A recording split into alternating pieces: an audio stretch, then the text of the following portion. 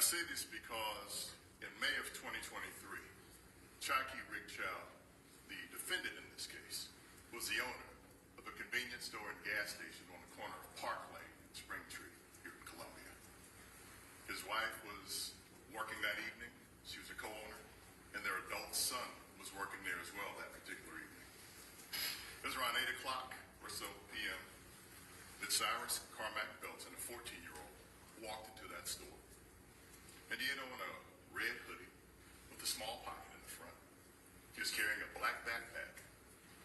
We know this to be true because the defendant in this case, Chai-Kee Rick Chow, had an intricate camera system that captured almost every interaction within that store in multiple camera angles.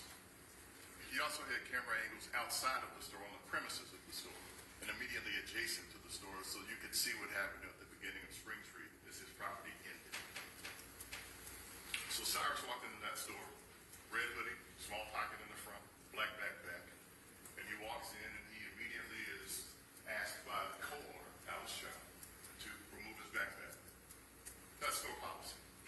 Cyrus complies, does exactly what he's asked to do. He puts that backpack on the cooler and begins to walk around and browse throughout the store. He goes aisle to aisle, browsing, looking around, looking at the candy, looking at the waters, looking at other things in the store. And Alice is directly behind him, watching everything that he does. When he walks to the front of the store, she watches. When he walks to the side of the store, she watches. She leans against posts and watches everything that he's doing as he walks through that store. Their adult son Andy is working the counter, and he's watching as well. And as other customers come in and walk to buy things, he'll service them and continue to watch Cyrus as he walks through the store. Finally, Cyrus walks to that back right corner of the store. And again, we know this to be true because of that intricate camera system that Mr. Chow installed. He walks to the back. He opens a water cooler, leans the water cooler against his right shoulder, his left shoulder, and takes out 4 bottles of water. 1, 2, 3, and 4. And after a second, he pauses and methodically puts all 4 water bottles back into that cooler. 1, 2, 3, and 4. He closes the cooler and begins to walk back towards the front of the store. And it's at that point that the verbal confrontation begins. And I say confrontation because Cyrus said nothing. The co-owner of the store, Alice Chow, asked if he needed help and eventually accused him of stealing water. Told him to empty his pockets. The adult son Andy, who was watching, said the same thing. You took some water. Give us back the water. Cyrus said, I took nothing. I didn't take anything. I didn't take anything. And they continued to verbally attack him, accusing him of stealing water. Interestingly enough, if you look at that intricate camera system, Cyrus is telling the truth. He took nothing from that store that day. As he tried to walk out of the store, they continued to verbally harass him to the point where he took his backpack and calmly walked out of the store. Again, we know that to be true because of that intricate camera system that Chai-Kee Rick Chow installed. And as he walks toward that door, the co-owner, Alice Chow, says something in Cantonese that makes her son run around the counter towards Cyrus.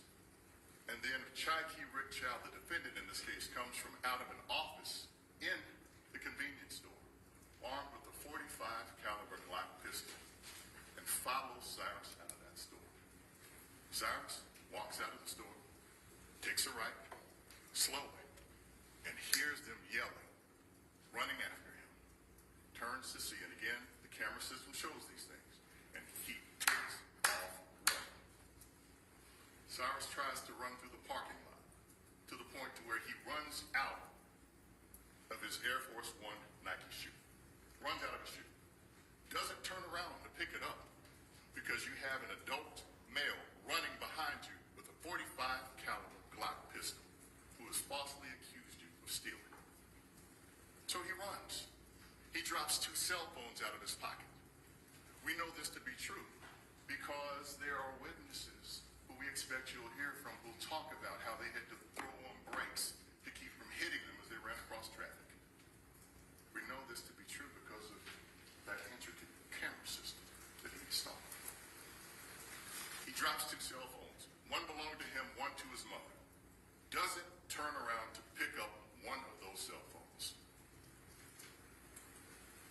Continues to run, falls down, gets back up running, falls again, busts his shin, drops the backpack, keeps running. In total, Shaquille Rickshaw and his son chased Cyrus Carmack Belton over 130 yards off of their property onto a public road in Columbia, South Carolina. And eventually, after Cyrus fell a couple of times, Shaquille Rickshaw fired the fatal shot, which ended his life. Folks, 130 yards is a football field. No, in fact, it's a football field goalpost to goalpost plus 10 yards. Ladies and gentlemen of the jury, I'm Byron Gibson, the 5th Judicial Circuit Solicitor, and I, along with Dale Scott, Stephanie Taylor, and Weston Leifer, represent the state of South Carolina.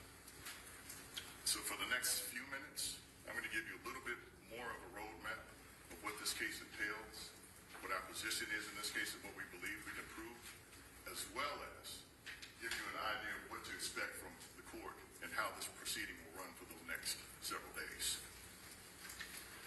Now, I mentioned to you a moment ago that when Cyrus walked into that store, he was wearing a red hoodie, a pocket in the front, black backpack.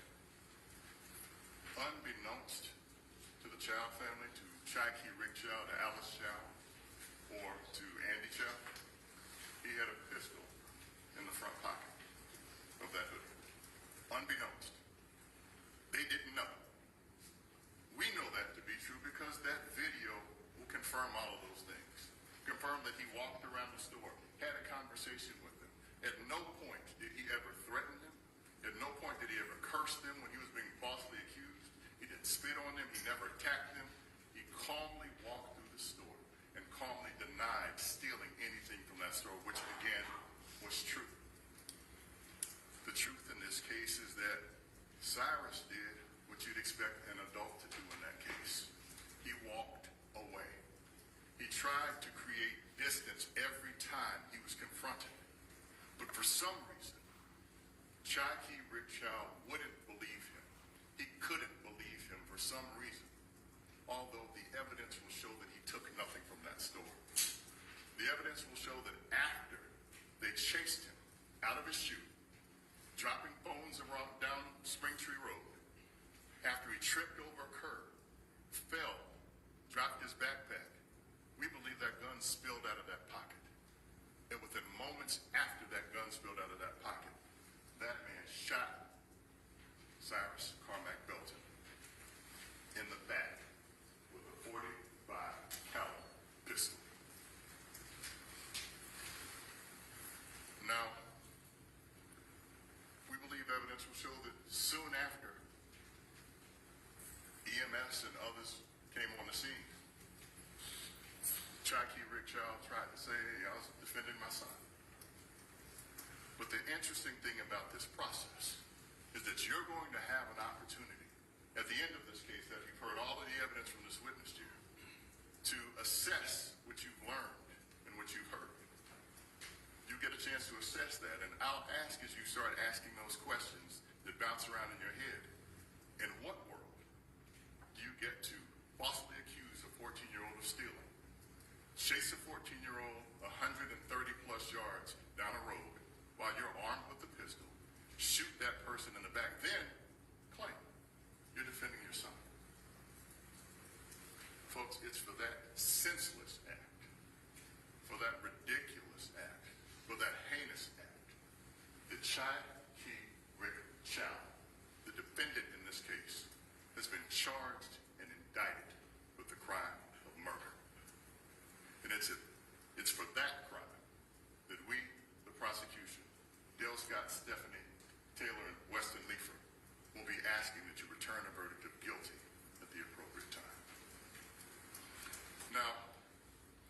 As prosecutors, we have something that's called the burden of proof. And what that means is we have to prove beyond a reasonable doubt that John Key Rick Chow murdered Cyrus Carmack Belton. Now, reasonable doubt in South Carolina, our courts have defined it a couple ways, and I'll explain those to you. Reasonable doubt is the amount of doubt that causes a reasonable person to hesitate to act. The amount of doubt that causes a reasonable person to hesitate to act. There's an alternative definition that says that if you are firmly convinced of a defendant's guilt, then at that point they are guilty of a crime. But that's for you all as the jurors to decide. Now, as was mentioned a few moments ago, Judge Taylor is the judge of the law. And you've got to take the law as he gives it to you. So at the appropriate time, he'll advise you of the definition of reasonable doubt and every other legal standard and every other thing about the law that you're going to need to know. He'll advise you of those things at the end of the case at the appropriate time. But the cool thing about this process, just as he said, is that Judge Taylor is the judge of the law. You guys are the judges of the facts. And you get to determine based on what you hear from this witness chair and the evidence that you observe, you get to determine what actually happened in this case. So you're probably asking, all right, well, how am I supposed to do something like that? How am I judging people about, as a witness? I suggest to you that just as you are judging my credibility and believability right now, that's a skill that you've developed over all these years that you've been walking this earth. I suggest to you that when you parked your cars this morning, you didn't leave your common sense in the parking lot.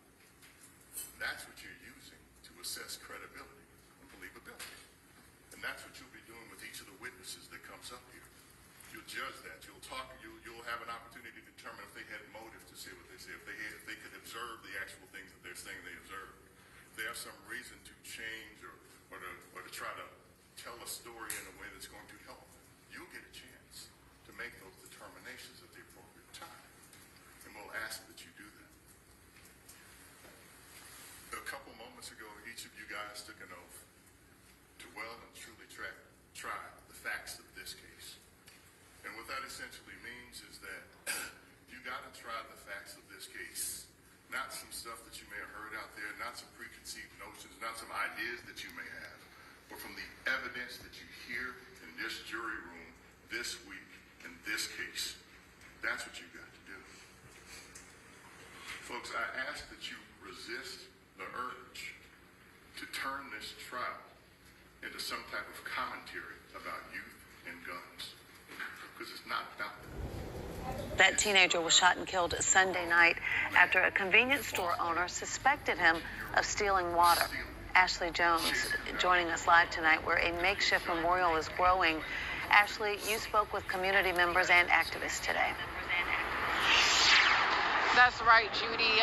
They are saying that the loss of Cyrus is a loss for this entire community. Take a look at this makeshift memorial that they have built just down the street from that Shell gas station. Now, this is reportedly where Cyrus was shot and killed, and as you can see, it's continuing to grow. People adding flowers, balloons, teddy bears, and even water bottles to this memorial. A trail of empty packaged water will show you where Cyrus was running from to where he was shot in the back. It's heartbreaking. 16-year-old Kevin Snyder was one of many adding flowers to a growing makeshift memorial for Cyrus. Snyder saying this incident hits close to home. It really could have been me. It could have been anybody. Leon Lott said it best that, a bottle of water should not have to take a person's life, especially a 14-year-old in our community. A community now doing what they can to come together, but also outraged. We already have one incident of a store owner, then the city and law officials need to do whatever they can to investigate that individual and make sure that it doesn't happen.